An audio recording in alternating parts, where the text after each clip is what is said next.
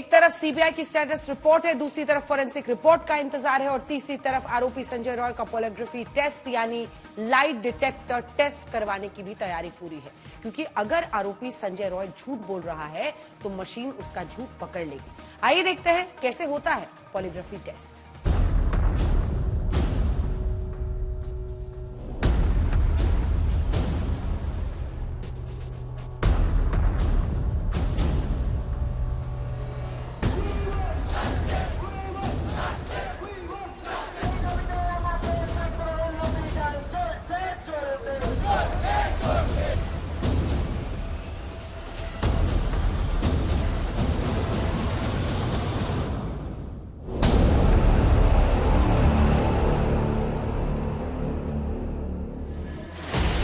अब आरोपी संजय रॉय का होगा पॉलीग्राफ टेस्ट।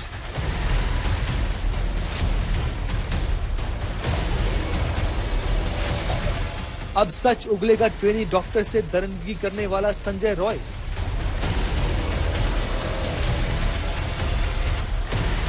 झूठ पकड़ने वाली मशीन संजय रॉय के सारे झूठ पकड़ लेगी।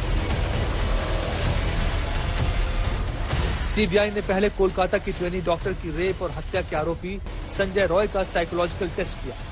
अब सीबीआई ने संजय रॉय के पॉलीग्राफ टेस्ट के लिए कोर्ट में एप्लीकेशन दी है, जिसे कोर्ट ने मान लिया है। लेकिन ये टेस्ट आरोपी की रजामंदी से ही करवाया जा सकता है, क्योंकि सीबीआई ये पता लगाने में जुटी है कि क्या वारदात के समय संजय रॉय के साथ कोई और भी मौजूद था, और टेस्ट से ये राज सामने आ सकता है। आपको बता दें कि पॉलीग्राफ टेस्ट को लाई डिटेक्टर टेस्ट भी कहा जाता है। तो आइए आपको दिखाते हैं कि पॉलीग्राफ टेस्ट कैसे किया जाता है। पॉलीग्राफ टेस्ट करने के लिए खास तरह की मशीनों और एक्सपर्ट्स की मदद ली जाती है।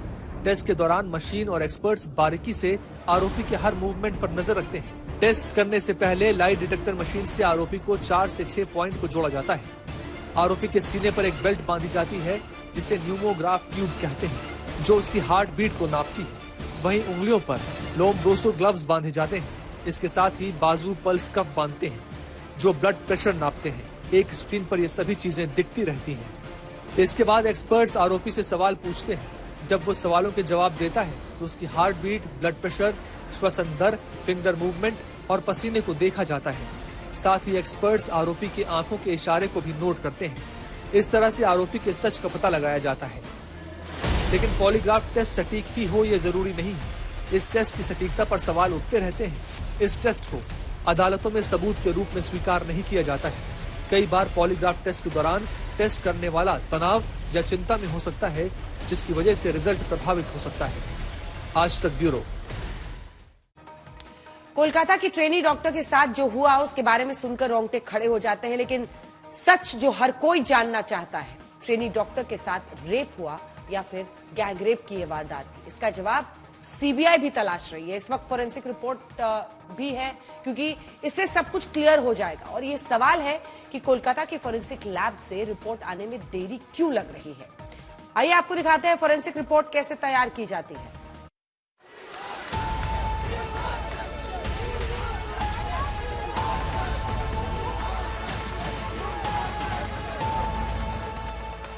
कोलकाता की जिस जूनियर डॉक्टर का एक सच हर कोई जानना चाहता है, वो यही कि ये केस रेप का है या फिर गैंग रेप का। अगर मामला रेप का है तो फिर आरोपी के तौर पर संजय रॉय पिछले 12 दिनों से पहले कोलकाता पुलिस और अब सीबीआई की हिरासत में है। यानी केस आईने की तरह साफ। पर अगर मामला गैंग रेप का है तो फिर पूरी साजिश की कहानी ही पलट जाएगी। पर सवाल यह है कि इस सच का जवाब देगा कौन, और इस सच का जवाब सामने आने में इतनी देरी क्यों हो रही है।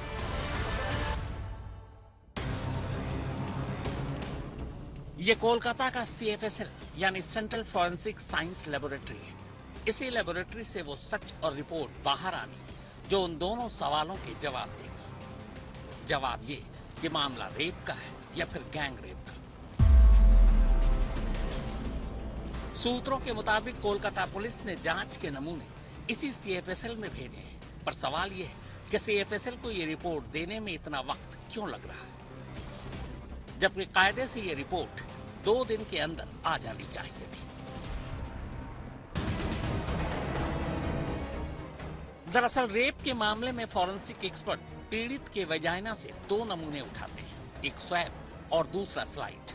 ये नमूने रुई से उठाए जाते हैं। इसके बाद स्वैब और स्लाइड के जरिए विक्टिम का डीएनए प्रोफाइल निकाला जाता है।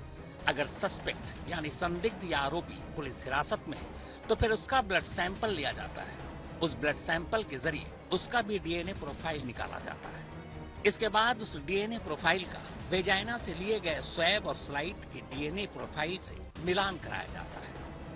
अगर दोनों के डीएनए प्रोफाइल मिल गए तो मतलब साफ है कि संदिग्ध ही गुनहगार है। इस केस में पहले दिन से ही संजय रॉय नाम का आरोपी कोलकाता पुलिस की हिरासत में था। फिलहाल अब वो सीबीआई की हिरासत में है। सूत्रों के मुताबिक कोलकाता पुलिस ने संजय रॉय का ब्लड सैंपल पीड़ित के नमूनों के साथ 10 अगस्त को ही सीएफएसएल को भेज दिए थे। कायदे से जब विक्टिम और आरोपी दोनों के नमूने मौजूद हो तो ऐसे में फॉरेंसिक रिपोर्ट आने में ज्यादा से ज्यादा 2 दिन का वक्त लगता है। लेकिन फिलहाल ये पता नहीं है कि सीएफएसएल ने सीबीआई को ये रिपोर्ट सौंप दी है और सीबीआई इस पर खामोश है या फिर अब तक ये रिपोर्ट सीबीआई को सौंपी ही नहीं गई है। आज तक ने इस बारे में सीएफएसएल कोलकाता के डायरेक्टर ब्रिजेंद्र बदोनिया से फोन पर बात की, लेकिन उन्होंने इस रिपोर्ट या केस के बारे में कुछ भी कहने से साफ इनकार कर दिया। अब सवाल यह है कि फॉरेंसिक रिपोर्ट ये कैसे बताती है कि मामला रेप का है या गैंग रेप का।